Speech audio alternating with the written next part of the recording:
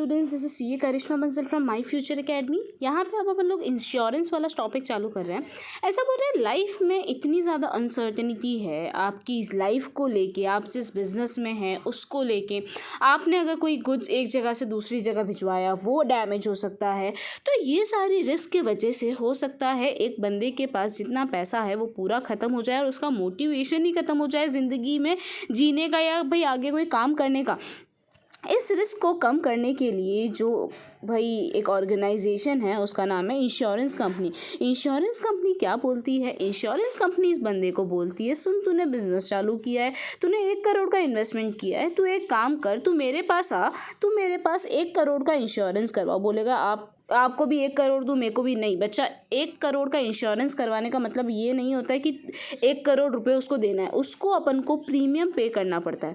Premium क्या होता है? प्रीमियम मतलब 1 करोड़ के सामने कितना प्रीमियम उसको पे करना पड़ेगा वो इंश्योरेंस कंपनी वो मिलकर डिसाइड करते हैं। हर मंथ वो इंश्योरेंस कंपनी को कुछ पेमेंट करता है, इस बेसिस पे ये पूरा डिसीजन लिया जाता है। अब क्या बोल रहे हैं, ये बंदा इंश्योरेंस कंपनी के पास जा रहा है भाई इंश्योरेंस करवाने, तो वो उसका रिस्क कवर कर रहा है।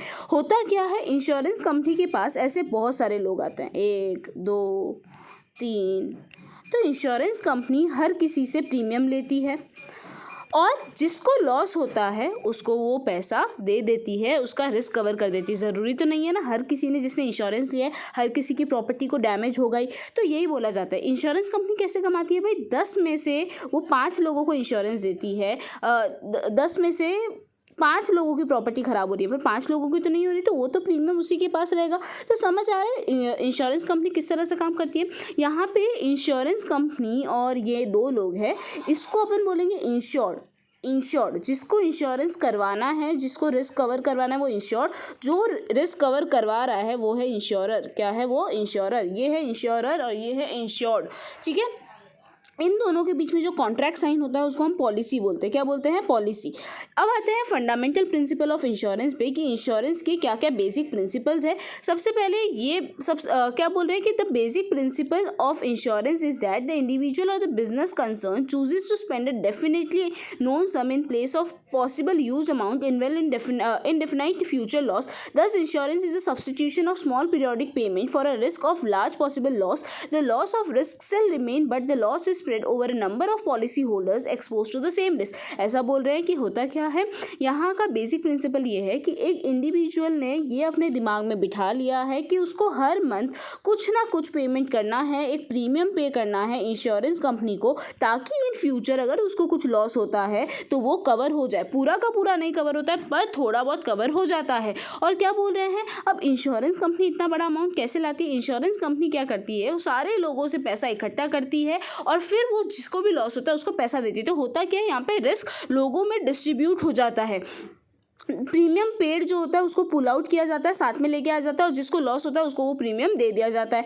From the analysis of past event the insurer know the probable loss caused by each type of risk covered insurance. ऐसा बोल रहे हैं पास्ट एक्सपीरियंस के बेसिस पे उसको पता होता है कि 10 में से प्रोबेबिलिटी के बेसिस पे कितने लोगों का लॉस हो सकता है, वो प्रीमियम उस हिसाब से ही डिसाइड करता है।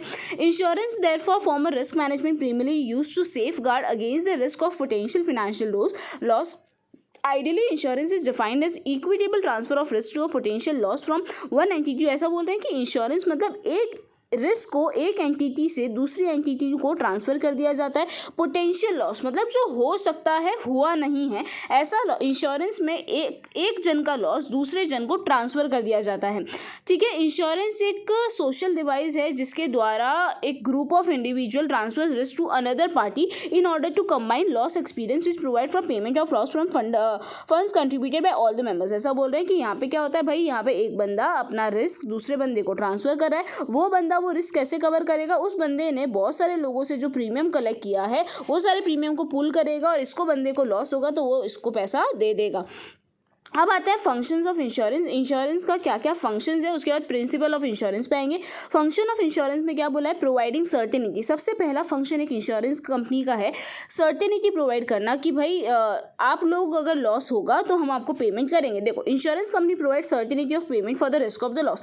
There are uncertainty of happening of time and amount of loss. Insurance remove this uncertainty and assured receive payment of the loss. The insurer charges premium for providing the certainty. ऐसा बोल रहे हैं कि भाई वो पैसा प्रोवाइड करेगा किस बेसिस पे, कि भाई तुम लोग रेगुलर बेसिस पे प्रीमियम पे करो। अगर तुम लोग रेगुलर बेसिस पे प्रीमियम पे करते हो तो हम लोग आप लोगों को जब भी आपको लॉस होगा हम आपको क्या प्रोवाइड करेंगे, हम आपको उस रिस्क के अगेंस्ट में कवर प्रोवाइड करेंगे।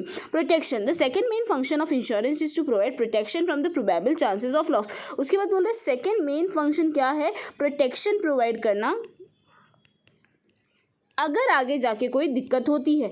प्रोटेक्शन प्रोवाइड करना अगर प्रोबेबल लॉस आता है। इंश्योरेंस के नॉट, एक इंश्योरेंस कंपनी आपको लॉस करने से नहीं रोक सकती, बस उस लॉस को कवर करने में प्रोटेक्ट करवा सकती है। सर्टेनिटी मतलब भाई आपको अश्योरेंस देती है कि अगर लॉस हुआ तो हम पैसा देंगे। प्रोटेक्शन मतलब वो आपको प्रोटेक्ट करती है, आप अपना बिजनेस अच्छे से कीजिए, आगे जाके दिक्कत होगी तो हम लोग संभाल लेंगे। रिस्क शेयरिंग, वो अपना रिस्क अपने साथ शेयर करती है ताकि अपन लोगों के माइंड में कोई दिक्कत ना रहे। Assist in capital formation, the accumulation fund of the insurer received by way of premium payment made by insured are invested in various income generating scheme। ऐसा बोल रहे हैं वो क्या करती है, अपने कैपिटल को फॉर्म करती है। कैपिटल कैसे बनाती है, वो खुद का अलग अलग लोगों से जो वो पैसा लेती है उस पैसे को वो दूसरी जगहों पे इन्वेस्ट करती है, वहाँ से इंटरेस्ट कमाती है और इस तरह से वो अपना कैपिटल फॉर्म करती है और कैपिटल को अच्छे से यूज़ करती है। देखो, the accumulated fund of the insurer receive by a way of premium payment made by the insurer are invested in various income generating schemes।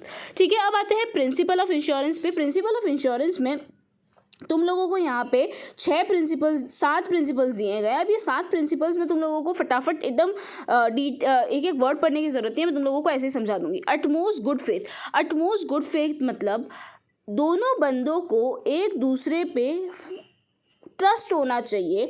More over, एक बंदा दूसरे बंदे को हर प्रॉपर चीज़ें डिस्क्लोज करनी चाहिए जो एक कॉन्ट्रैक्ट के लिए ज़रूरी है। अगर आपने फुल और एक्यूरेट डिस्क्लोजर नहीं किए तो वो कॉन्ट्रैक्ट की टर्म्स एंड कंडीशन के अगेंस्ट होगा और आपको आगे जाके इंश्योरेंस नहीं मिलेगा। तो ऐसा बोल रहे हैं कि दोनों को एक दूसरे में बोलते हैं ना फेथ होना चाहिए और दोनों को एक दूसरे को प्रॉपर इन्फॉर्मेशन डिस्क्लोज करनी चाहिए। देखो, it is binding on the proposer to disclose all material fact about the subject matter. ऐसा बोले जो इंश्योरेंस करवा रहा है उसको हर मटेरियल फैक्ट मतलब जो इंपॉर्टेंट डिटेल है उस पर्टिकुलर प्रॉपर्टी के रिलेटेड या वो पर्टिकुलर डील के रिलेटेड उसको वो बतानी पड़ेगी। अगर उसने वो नहीं बताई तो इंश्योरेंस कैंसिल हो सकता है। फेलियर टू मेक डिस्क्लोजर, अगर आपने आप फेल हुए, आपने प्रॉपर डिस्क्लोजर नहीं किया तो आपका जो इंश्योरेंस है वो वॉइडेबल हो जाएगा, मतलब ऐसा माना जाएगा आपने कभी इंश्योरेंस लिया ही नहीं था। सेकेंड है इंश्योरेबल इंटरेस्ट। ऐसा बोल रहे हैं इंश्योरेबल इंटरेस्ट मतलब कि जो चीज़ का आप इंश्योरेंस करवा रहे हैं उसके अंदर आपका कुछ इंटरेस्ट होना चाहिए, वो किसी और की प्रॉपर्टी नहीं होनी चाहिए। It is not the house, ship, machinery, potential liability of life that is insured but it is the pecuniary interest of the interest in them which is insured. Insurable interest means some pecuniary interest in the subject matter of the insurance contract. The insured must have an interest in the preservation of thing और life insured so that he और she will suffer financially on the happening of event against which he and she is insured. In case of insurance of property, insurable interest of insured in the subject matter of the insurance must exist at the time of happening of the event. In order to name insurable interest, however, it is not necessary that one should be owner of the property. For example, a trustee holding property on the behalf of others has the insurable interest in the property। क्या बोल रहे हैं, देखो यहाँ पे ऐसा बोल रहे हैं कि आप जिस प्रॉपर्टी का इंश्योरेंस करवा रहे हैं उसके अंदर आपका कुछ इंटरेस्ट होना चाहिए। मतलब ये बंदा अगर इस प्रॉपर्टी का इंश्योरेंस करवा रहा है तो इस प्रॉपर्टी को नुकसान होने पे इसको कुछ फिनेंशियल लॉस होना चाहिए तो ही माना जाएगा कि इस बंदे का इसमें क्या है, इस बंदे का इसमें क्या है, तुम्हारा इंश्योरेबल इंटरेस्ट है। बिना इंश्योरेबल इंटरेस्ट के आप लोग इंश्योरेंस नहीं ले सकते। मोर ओवर, जैसे ये प्रॉपर्टी जब डैमेज हुई तब इस बंदे का इसमें कोई फिनेंशियल इंटरेस्ट नहीं था पर इसने इंश्योरेंस लिया हुआ था, तब इसको इंश्योरेंस नहीं मिलेगा। इंश्योरेबल इंटरेस्ट जब लॉस हो रहा है उस टाइम पे भी होना चाहिए और जब इंश्योरेंस करवा रहे हैं उस टाइम पे भी होना चाहिए। ऐसा बोल रहे हैं कि इंश्योरेबल इंटरेस्ट के लिए ज़रूरी नहीं है आप उस चीज़ के ओनर हो। अगर आप ओनर नहीं हैं तो भी आप लोगों को इंश्योरेंस लेने की परमिशन है, पर उससे आपको कुछ फ़र्क पड़ना चाहिए तो ही। जैसे कि एक ट्रस्टी है, एक कंपनी का ट्रस्टी है, वो कंपनी के बिहाफ में प्रॉपर्टी होल्ड कर रहा है, वो लोगों के बिहाफ में प्रॉपर्टी होल्ड करके रख रहा है। अगर इस प्रॉपर्टी को नुकसान हुआ तो सब लोग आके इसको कोसेंगे, तो इस प्रॉपर्टी में इसका इंश्योरेबल इंटरेस्ट माना जाएगा और ये इस प्रॉपर्टी के लिए इंश्योरेंस ले सकता है।